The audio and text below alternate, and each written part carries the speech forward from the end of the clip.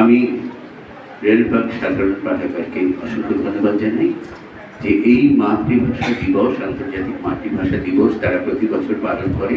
আমাকে আমন্ত্রণ করা হয়, আমি প্রত্যেক বছরই আসি এবং এই দিনটি আমার খুব প্রিয় দিন। এই দিনটি মঞ্চে কোনো উপস্থাপন করতে পারলে আমি ভীষণ আনন্দিত হই।